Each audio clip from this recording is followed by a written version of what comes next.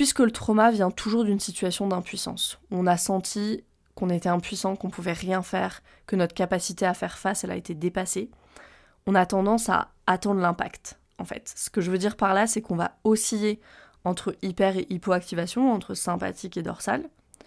On va osciller entre ces états de survie en se disant « c'est sûr, ça va me tomber sur le coin du nez ». Et c'est ça que fait le trauma. Le trauma, il amène la peur, la suspicion, la douleur, le doute. On devient méfiant, on craint tout et du coup on a besoin de tout planifier. Au lieu d'aller dans le monde avec curiosité, avec enthousiasme, de dire « ok, qu'est-ce qui m'attend ?»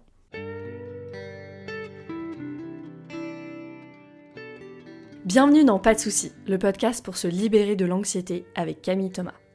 Je suis Camille et avant d'être coach de santé, j'ai été une grande anxieuse. Je me suis libérée de l'anxiété le jour où j'ai compris que ce n'était pas dans ma tête. Pas de soucis, c'est le podcast pour celles et ceux qui sont fatigués par tout ce qu'ils ont essayé et qui savent qu'ils ont le pouvoir de guérir de l'anxiété naturellement. Alors si tu veux vivre sans anxiété et que tu as l'intuition qu'on ne t'a pas tout dit, ce podcast est pour toi. Je te retrouve tous les lundis pour explorer les pistes qui te permettront d'accéder au calme à l'intérieur de toi. Bienvenue dans la seconde partie de notre épisode sur le trauma, je suis ravie de te retrouver aujourd'hui.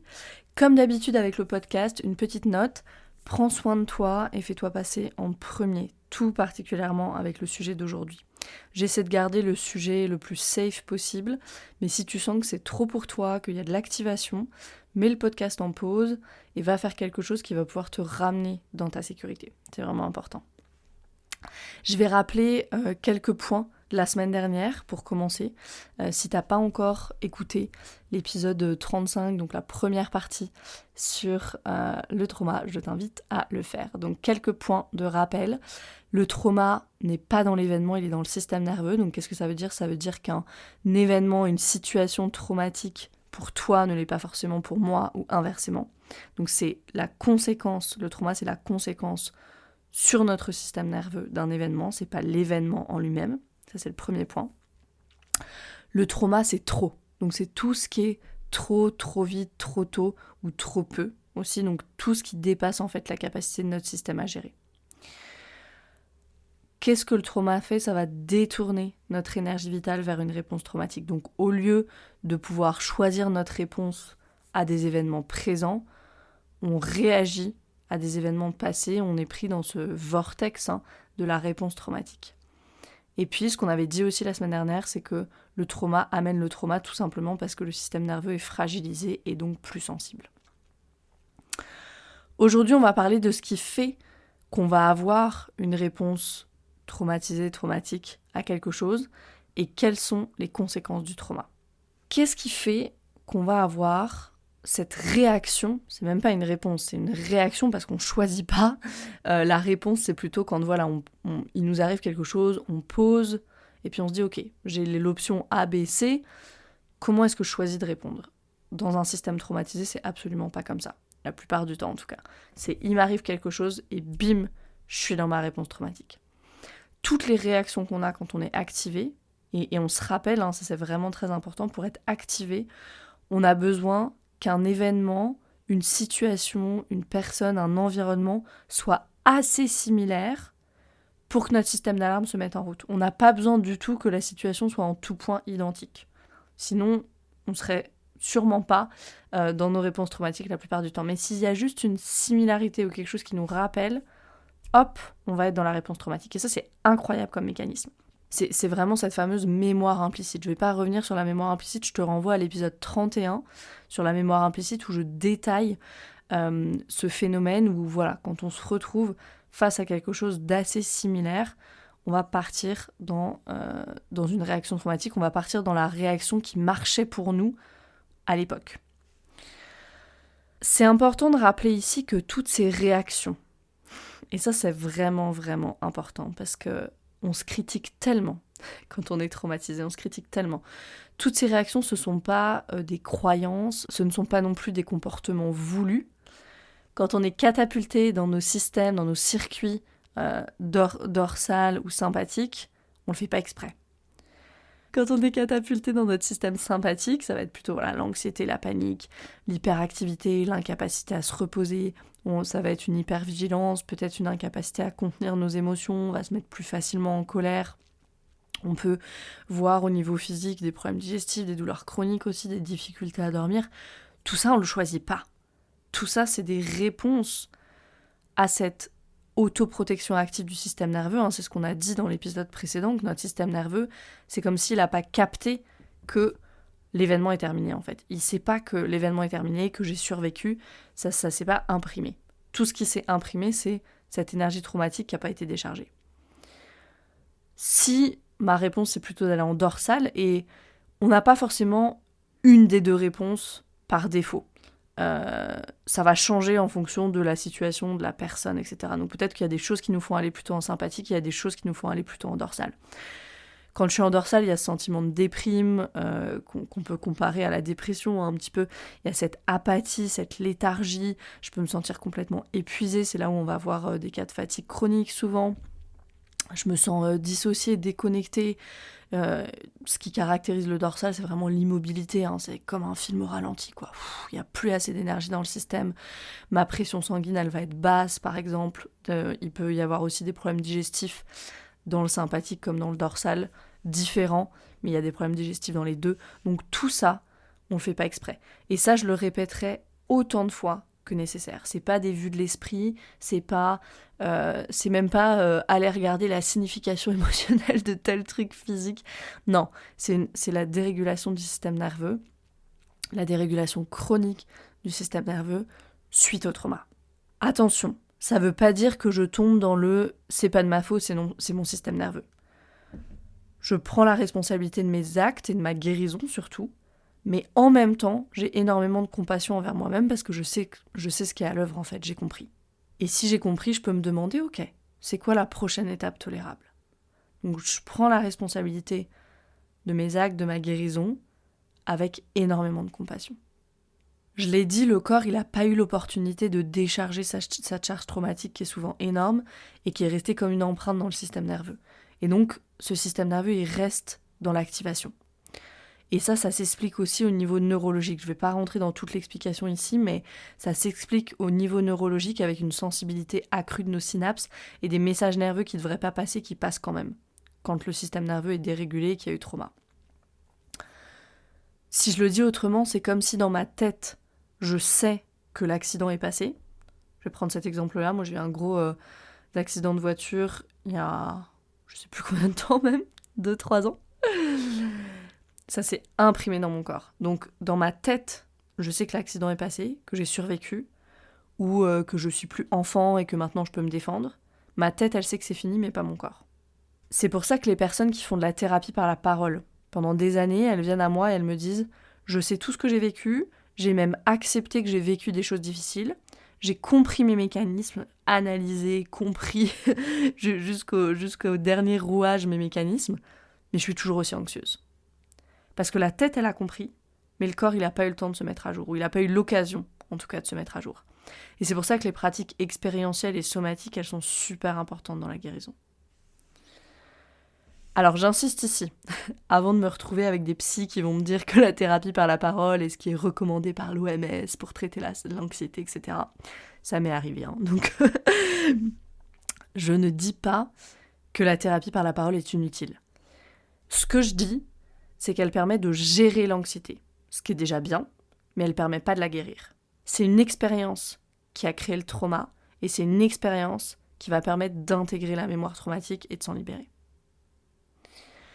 J'ai lu un post sur Instagram la dernière fois qui disait « La mémoire sans charge émotionnelle est appelée sagesse ».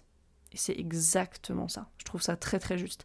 C'est vraiment ce qui se passe avec les modalités comme l'IFS, donc le travail avec les parties de soi, le psyché, que je pratique. Je sais qu'il y a aussi la psychothérapie dynamique, expérientielle, accélérée, je crois, qui fonctionne comme ça. Quand on s'engage dans ces modalités-là, ce qui va se passer après, c'est qu'on a le souvenir de l'événement, mais il n'y a plus de charge émotionnelle qui est attachée. Et donc on peut regarder cet événement traumatique avec distance, avec clarté, peut-être avec de la compassion même, et dire ok, qu'est-ce que ça m'a appris ? Mais ce n'est qu'à ce moment-là qu'on peut le faire. Une fois qu'on a le souvenir, mais sans la charge émotionnelle. Je pense pas honnêtement qu'on puisse dire à quelqu'un à qui ça vient d'arriver, qui vient d'apprendre qu'elle a une maladie grave ou qui vient de perdre quelqu'un, c'est un cadeau, tu verras, On entend ce genre de choses. Ça n'a aucun sens, ça pour moi. C'est de la spiritualité mal placée.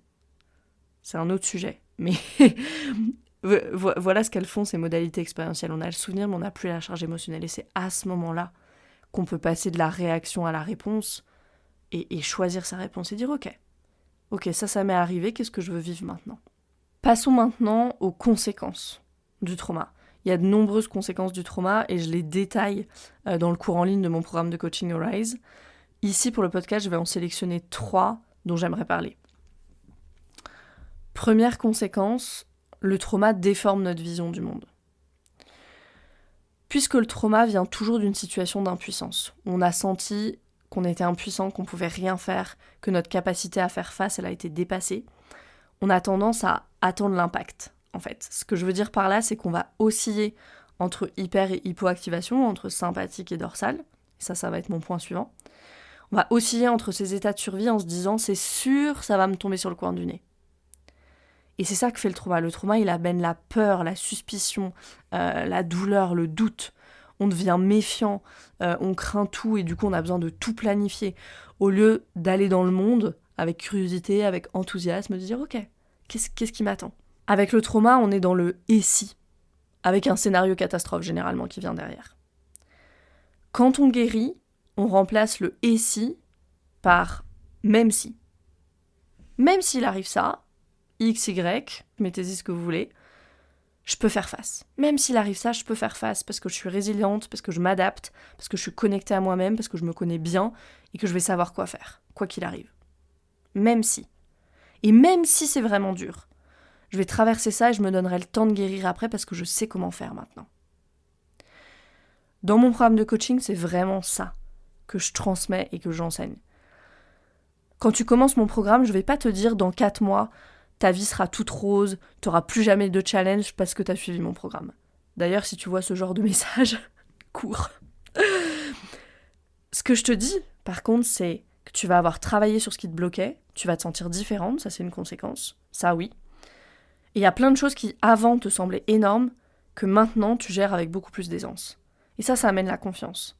Et ça ramène de la curiosité, ça amène l'envie de se dépasser, et beaucoup moins de peur, parce que tu as accès à cet espace à l'intérieur de toi qui est plein de ressources, et tu sais que c'est là. C'est ça qu'on appelle le self en IFS, dans le travail avec les parties de soi. C'est ce réservoir qu'on a tous et toutes à l'intérieur de nous, et auquel le trauma nous coupe l'accès, en fait. Mais c'est pas parce que l'accès est coupé que l'espace il a disparu. C'est vraiment, moi j'aime cette métaphore du soleil. C'est comme le soleil quand il y a les nuages devant, en fait. Le soleil, il est toujours là. C'est juste qu'on n'a pas accès, on le voit pas, il nous réchauffe pas. On n'a aucun des effets du soleil et on peut pas y accéder. Mais ça veut pas dire qu'il a disparu. Donc ce qu'on fait, c'est qu'on réaccède à cet espace qui est plein de force, plein de résilience, plein de curiosité, plein de courage, plein de compassion. Et c'est ça dont on est coupé quand il y a trauma. Donc la douleur, la peur, la méfiance, c'est la teinte en fait que prend notre monde quand il y a eu trauma. Et c'est normal. Et quand cette teinte, cette saveur, elle change, c'est un des signes qui te permet de voir que tu guéris, que tu es en train de guérir. Souvent, les personnes, elles me disent « Waouh, il y avait du vent, il y avait le soleil, j'étais avec mes enfants ou avec des amis, peu importe. Et j'étais juste bien, en fait. J'ai retrouvé ma capacité à apprécier les plus petites choses et le courage de faire les grandes choses. Et moi, c'est pour ça que je fais ce que je fais. Parce que c'est juste magnifique, ça. Je retrouve ma capacité à apprécier les plus petites choses et je retrouve le courage de faire les grandes choses. D'aller réaliser ce que je veux au plus profond de moi. C'est vraiment ces désirs d'âme. Hein. Ça, c'est magnifique. Deuxième conséquence, le trauma nous laisse bloquer dans un système nerveux dérégulé. Ça, si tu écoutes le podcast depuis un moment, tu le sais, parce que j'en parle beaucoup, mais c'est vraiment important de le rappeler. On ne passe plus beaucoup de temps dans ce qu'on appelle la fenêtre de tolérance, quand il y a eu trauma. Soit on est en sympathique, ce que j'ai décrit plus tôt, avec l'agitation, la nervosité, l'anxiété, la panique, soit on va plutôt en dorsale, avec cette apathie, cette léthargie. Si tu as de l'anxiété, tu passes certainement beaucoup de temps en sympathique, dans cette agitation constante, cette incapacité à trouver le repos, l'inquiétude, voire la peur. Et c'est ça que tu vas sentir quand tu guéris. Quand tu guéris, tu dois sentir que c'est ok d'être dans le calme. Dans l'immobilité même, par exemple comme quand tu médites. Ça peut être super pas safe. Au début quand on est encore dans la dérégulation. Ça devient ok d'être seul aussi. Ça, c'était un gros morceau pour moi. Je me souviens, pendant mes études, je pouvais même pas marcher seule dans Paris jusqu'à la bouche de métro. De chez moi à la bouche de métro, c'était 8 minutes, je crois, de marche. J'appelais toujours la même copine, qui était dans le même état que moi, d'ailleurs, de dérégulation. Je pense qu'on nourrissait, comme ça, l'état l'une de l'autre. Et je pense qu'on cultivait comme ça nos états respectifs, un petit peu avec elle. Mais à chaque fois, je l'appelais. Donc, je ne pouvais pas être dans la rue sans avoir quelque chose dans mes oreilles. Parce que je pouvais pas, juste pas être avec moi-même, en fait. Et quand j'y repense maintenant, je me dis, mais c'était de la folie. C'était de la folie. Mais à l'époque, c'était mon fonctionnement. Et je l'ai d'ailleurs jamais remise en question jusqu'à ce que je m'engage sur le chemin de guérison. Troisième conséquence, et pas la dernière, hein, encore une fois, il y en a plein d'autres, mais la troisième pour aujourd'hui, le trauma, il nous fait avoir une vision de nous-mêmes qui est basée sur la honte. Et en écrivant cet épisode, je me suis dit, je vais faire un épisode sur la honte, parce que c'est vraiment quelque chose que je vois tout le temps en coaching. Que ce soit quelqu'un qui me dit, ma critique intérieure est très active, j'ose pas me montrer sur les réseaux, j'ai peur qu'on me juge. Tout ça, ça renvoie à la même chose, au même sentiment, à la même émotion, celle que, in fine, je suis défectueux, défectueuse. Qu'il y a quelque chose qui va pas avec moi, que je ne suis pas digne de, que je ne m'aime pas, en fait. Et ça, c'est la honte. C'est Shaïda Arabi, qui est une auteure, qui a dit « Un enfant qui est maltraité par ses parents ne cesse pas d'aimer ses parents, il cesse de s'aimer lui-même. » C'est exactement ça. Un enfant qui est maltraité par ses parents, maltraité, hein. Je prends pas ici, je prends la maltraitance comme je prends le trauma vraiment au sens large. Un enfant qui est maltraité par ses parents, il n'arrête pas d'aimer ses parents, il arrête de s'aimer lui-même. C'est tout à fait juste, et c'est à cause de ça qu'il y a tellement d'adultes aujourd'hui qui ne vivent pas ce qu'ils aimeraient vivre, qui n'osent pas, qui se font tout petits, parce qu'au plus profond d'eux, ils ont honte de qui ils sont. Et ça vient de l'enfance. Et ça peut être conscient ou inconscient. Le mot maltraité ici, c'est vraiment utilisé au sens large, hein. Ça peut être ce qui s'est passé, mais aussi ce qui ne s'est pas passé. Ça peut être pas assez d'attention, pas assez d'amour, pas assez de soutien. J'ai jamais eu l'expérience d'être vue, d'être entendue, d'être considérée pour ce que j'étais quand j'étais petite. Ça va être les enfants parentifiés aussi, qui ont dû s'occuper des besoins de leurs parents, qui n'ont pas eu l'occasion d'être des enfants. Je mets tout ça dans maltraité. Et je suis persuadée qu'une immense partie de l'anxiété, elle vient de la honte, qui elle-même vient du trauma.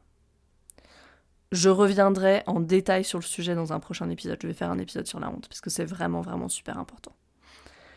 Je vais terminer cet épisode sur le trauma avec un point vraiment essentiel et une croyance, un mythe qui est répandu et qu'il nous faut débunker.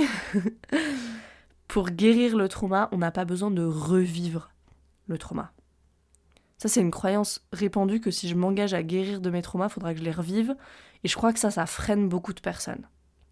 Guérir le trauma, c'est pas revivre l'expérience traumatisante. Parce que si je vais revivre l'expérience traumatisante, et parfois malheureusement c'est ce que fait la thérapie par la parole, quand on vient raconter des choses et puis en fait on vient les raconter avec exactement les mêmes ressources qu'on avait à l'époque, parce qu'on n'a pas régulé son système nerveux, qu'on n'a pas davantage de capacités, davantage de ressources, on revit ça, et en fait, à quoi ça sert ?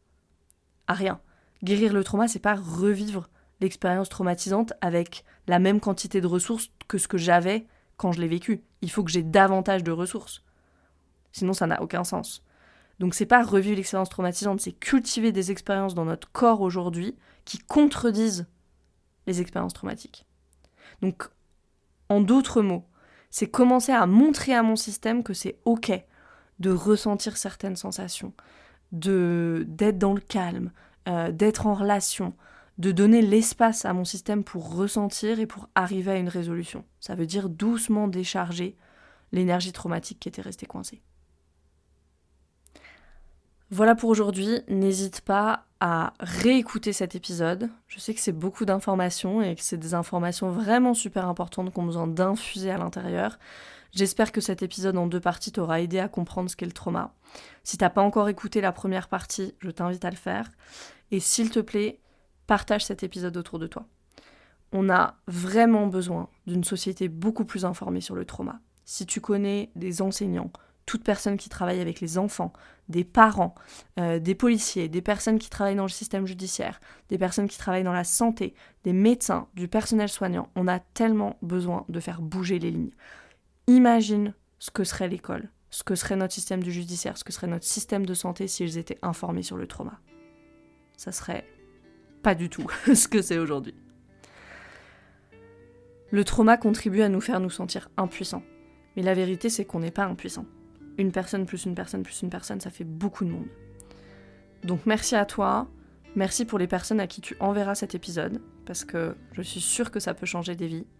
Merci pour ta fidélité au podcast, tu me permets de faire ce qui m'anime au plus profond de moi, et pour ça je te suis vraiment infiniment reconnaissante. Je te souhaite une belle semaine et je te dis à très vite pour un nouvel épisode de Pas de soucis.